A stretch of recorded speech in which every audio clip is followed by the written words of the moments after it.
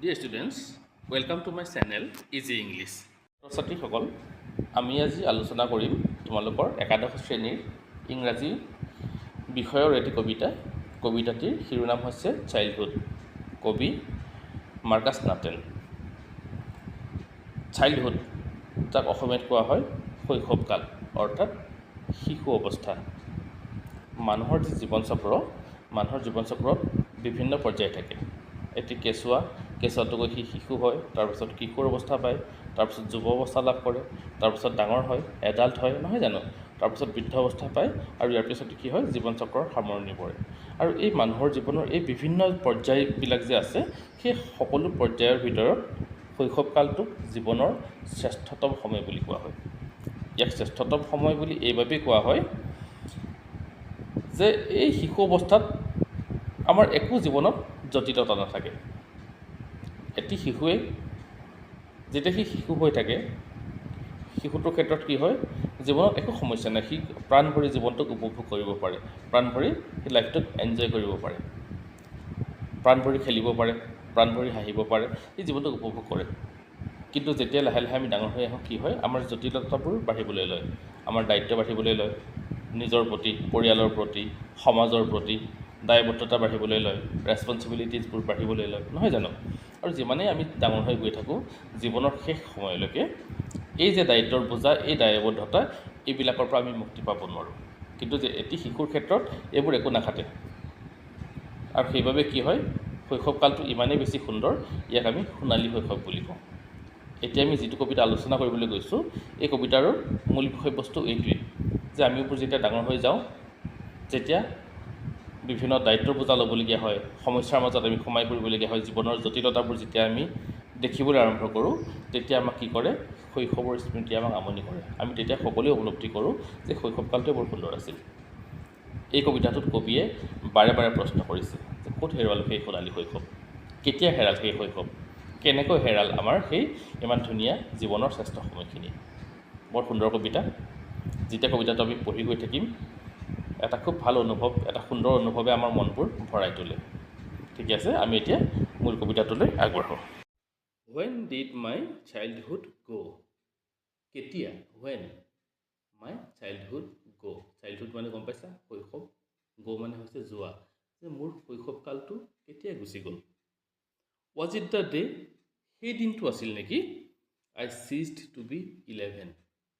I ceased মানে এনেই বন্ধ হোৱা, যিদিনাখন মই 11 বছৰ হোৱাটো বন্ধ হৈছিল। অৰ্থাৎ যিদিনাই মোৰ 11 বছৰ বয়স শেষ হৈছিল, মই 12 বছৰীয়া হ'বলৈ আৰম্ভ কৰিছিলোঁ, সেইদিনাই মোৰ শৈশৱ গুচি গৈছিল নেকি? অৰ্থাৎ যেতিয়া মই ডাঙৰ হ'বলৈ ল'লোঁ, মোৰ শৈশৱকাল তেতিয়াই গুচি গ'ল নেকি? Was it the time? নে সেই সময়টো আছিল নেকি?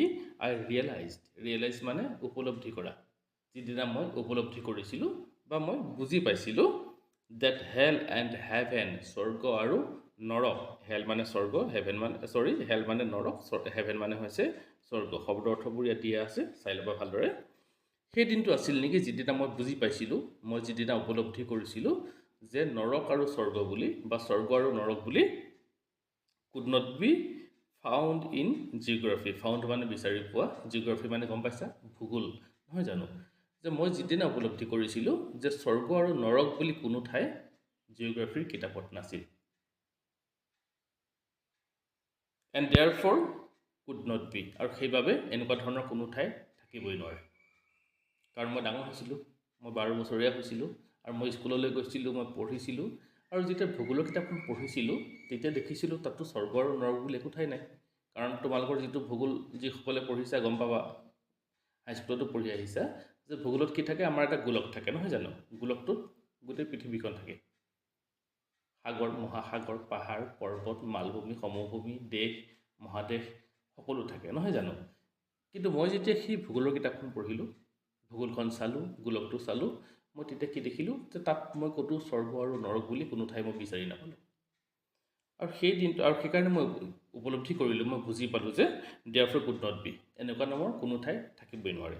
কাৰণ মই যেতিয়া শিশু আছিলোঁ, মই এনেকুৱা ধৰণৰ বিভিন্ন কল্পনাৰ মাজত সোমাই আছিলোঁ। কিন্তু মই লাহে লাহে কি হৈছোঁ, মই ডাঙৰ হৈছোঁ, আৰু মই উপলব্ধি কৰিছোঁ যে মই সৰুতে কথাবোৰ যিদৰে বুজি আছিলোঁ, যিদৰে এখন কল্পনাৰ পৃথিৱীত সোমাই আছিলোঁ, সেইবোৰ সঁচা নাছিল। এতিয়া মই জ্ঞান লাভ কৰিবলৈ আৰম্ভ কৰিছোঁ আৰু মই বাস্তৱ জ্ঞান লাভ যেতিয়াই কৰিছোঁ মই তেতিয়া উপলব্ধি কৰিছোঁ যে সৰুতে কথাবিলাক যিদৰে ভাবি আছিলোঁ এনেকুৱা নহয়। সৰুতে ভাবি আছিলোঁ স্বৰ্গ আছে, নৰক আছে, কিন্তু মই যেতিয়া জিঅ'গ্ৰাফী কিতাপখন পঢ়িলোঁ, জিঅ'গ্ৰাফী চালোঁ, গোলকটো চালোঁ, আৰু মই তেতিয়া কি দেখিলোঁ যে জিঅ'গ্ৰাফীৰ কিতাপত নৰক বা স্বৰ্গ বুলি একো বস্তু নাই। আৰু যিহেতু জিঅ'গ্ৰাফীৰ কিতাপত নাই, তেনেকুৱা কোনো ঠাই থাকিবও নোৱাৰে। Was that the day? সেই দিনটোৱে আছিল নেকি যিদিনা মই ভুল ধাৰণাবিলাকৰ পৰা, শৈশৱকালৰ ভুল ধাৰণাবিলাকৰ পৰা ওলাই আহি মই সঁচা কথাবোৰ জানিবলৈ বা বুজিবলৈ আৰম্ভ কৰিলোঁ, উপলব্ধি কৰিবলৈ আৰম্ভ কৰিলোঁ?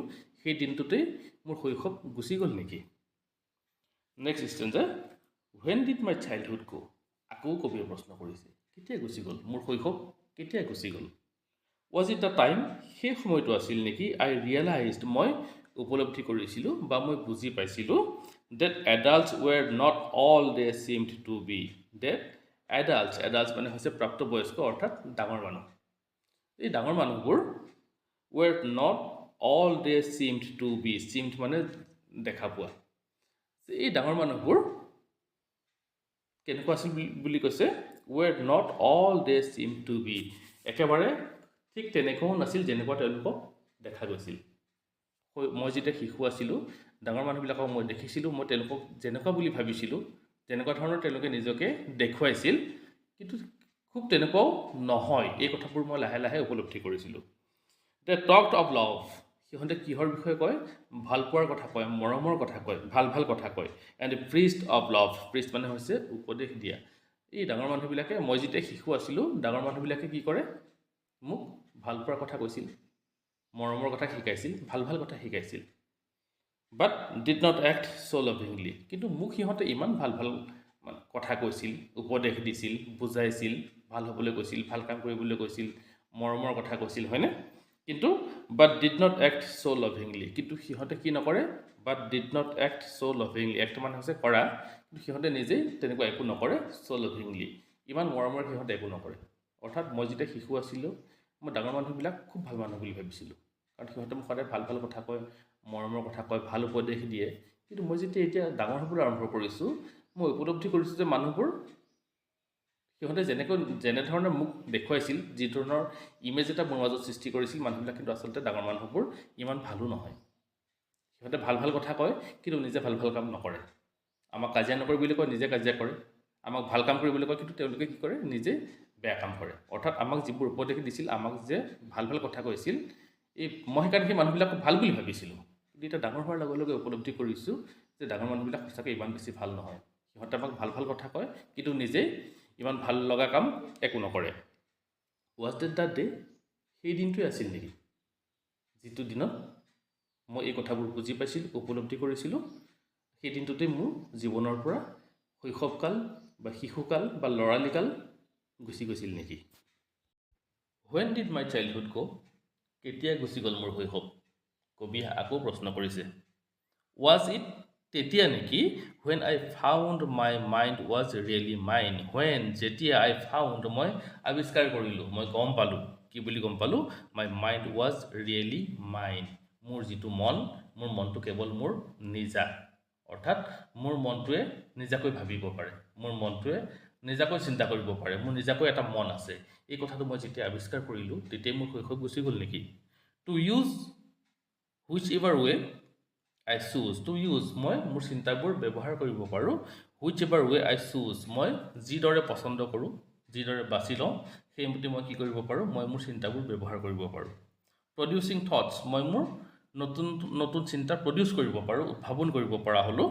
ডেট ৱেৰ নট দ'জ অফ আদাৰ পিপুল, যিবোৰ চিন্তা আন কাৰো নাছিল, কেৱল মোৰ আছিল। বাট মাই অ'ন, কেৱল মাত্ৰ মোৰ। এণ্ড মাইন এলন, কেৱল মাত্ৰ মোৰ। অৰ্থাৎ যিদিনাৰ পৰা মই আৱিষ্কাৰ কৰিলোঁ যে মোৰ নিজাকৈ এটা মন আছে, মই নিজাববীয়াকৈ চিন্তা কৰিব পাৰোঁ, মই ভাবিব পাৰোঁ, মই সিদ্ধান্ত ল'ব পাৰোঁ, যিকোনো এটা বিষয় মই নিজৰ দৃষ্টিভংগীৰে চিন্তা কৰিব পাৰোঁ। কাৰণ যেতিয়া মই সৰু আছিলোঁ, তেতিয়া কি আছিল? আমি যি ভাবোঁ, আমি যি চিন্তা কৰোঁ, তাত ডাঙৰৰ প্ৰভাৱ থাকে। কিন্তু যিদিনাৰ পৰা মই নিজাকৈ কথাবোৰ ভাবিবলৈ ল'লোঁ, নিজাকৈ চিন্তা কৰিব ল'লোঁ, আৰু মই যিদিনাখন উপলব্ধি কৰিলোঁ, মই আৱিষ্কাৰ কৰিলোঁ যে মোৰ নিজা এটা মন আছে, মই নিজে ভাবিব পাৰোঁ, মই নিজে চিন্তা কৰিব পাৰোঁ সেইদিনাই মোৰ মাজৰ পৰা বা মোৰ পৰা শৈশৱটো গুচি গ'ল নেকি। হুৱেৰ ডিড মাই চাইল্ডহুড গো।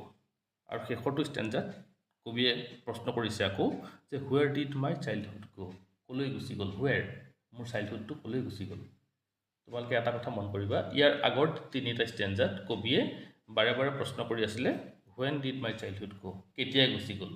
শেষৰটো স্তৱকত কবিয়ে প্ৰশ্ন কৰিছে যে where did my childhood go, মোৰ শৈশৱটো ক'লৈ গুচি গ'ল। It went to some forgotten place. আৰু তেওঁ কি বুলি কৈছে, it went to some forgotten place. Forgotten মানে বিস্মৃতি, পাহৰি যোৱা। কোনোবা পাহৰণিৰ মাজত কি হ'ল, মোৰ শৈশৱটো হেৰাই গ'ল। কাৰণ মই, তোমালোকে গোটেই কবিতাটো প্ৰথমৰ পৰা শেষলৈকে চাই যোৱা যে কবিয়ে বাৰে বাৰে বিচাৰি আছে যে শৈশৱটো কেতিয়া হেৰাল, উত্তৰ নাই, তেওঁ বিচাৰি পোৱা নাই। সেইকাৰণে তেওঁ কি বুলি কৈছে যে মোৰ শৈশৱটো কোনোবা পাহৰণিৰ গৰ্ভত হেৰাই গ'ল। That is hidden in an infant's face. আৰু এতিয়া ক'ত লুকাই আছে বুলি কৈছে, হিডেন মানে হৈছে লুকাই থকা। আৰু মই এতিয়া গম পাইছোঁ যে মোৰ শৈশৱটো লুকাই আছে, হিডেন, ডেট ইজ হিডেন, সি লুকাই আছে। ক'ত লুকাই আছে, in an infant's face. Face মানে হৈছে মুখ, ইনফেণ্ট মানে হৈছে কেঁচুৱা, একেবাৰে সৰু ল'ৰা ছোৱালী। আৰু মই এতিয়া গম পালোঁ যে মোৰ শৈশৱটো কি হৈছিল, কোনোবা পাহৰণিৰ গৰ্ভত হেৰাই গ'ল। আৰু সি ক'ত লুকাই আছে, এটি শিশুৰ মুখত। ডেটছ অল আই ন', মই ইমানেই জানো। মই শেষত গৈ এইটোৱে আৱিষ্কাৰ কৰিলোঁ যে মোৰ শৈশৱটো ক'ত গৈ লুকাই আছে, এটি শিশুৰ মুখত।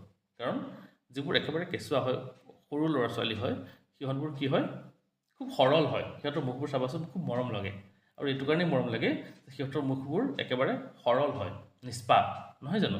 যাক আমি কওঁ যে সৰল বা নিষ্পাপ, সিহঁতৰ মুখবোৰ তেনেকুৱা হয়। তাত সিহঁতৰ মুখত কোনো জটিলতা নাথাকে, কোনো চিন্তা নাথাকে, কঠোৰতা নাথাকে, একো নাথাকে।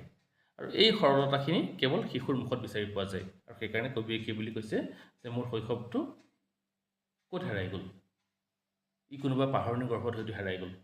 আৰু মই তাক এতিয়া ক'ত বিচাৰি পাইছোঁ যে সি মোৰ শৈশৱটো লুকাই আছে, হিডেন, ডেট ইজ হিডেন, সি লুকাই আছে এটি শিশুৰ মুখত। অৰ্থাৎ শিশুৰ নিষ্পাপ মুখখনৰ মাজত, শিশুৰ সৰল মুখখনৰ মাজত মই মোৰ শৈশৱটোক মই বিচাৰি পাওঁ।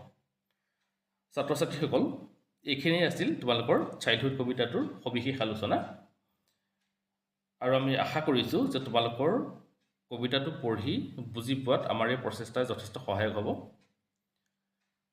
আৰু আছে যথেষ্টখিনি ইয়াৰ পৰৱৰ্তী পৰ্যায়ৰ আলোচনা, ইয়াৰ প্ৰশ্ন উত্তৰবিলাকো আলোচনা কৰিবলগীয়া আছে, বিভিন্ন পাঠৰ আলোচনা আছে। তোমালোকে চেনেলটোৰ সৈতে কানেক্টেড হৈ থাকিবা। আজিলৈ ইমানখিনি, ভালদৰে পঢ়িবা, সকলোৰে প্ৰতি শুভেচ্ছা আছে। আজিলৈ ইমানেই, থেংক ইউ।